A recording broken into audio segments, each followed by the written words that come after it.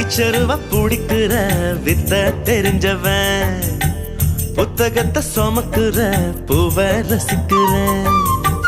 ஆத்திச்சூடி பாடத்தை நித்தோ சொன்னவ வள்ளுவனின் 3ஆம் பால் தேடி படிக்கிறேன்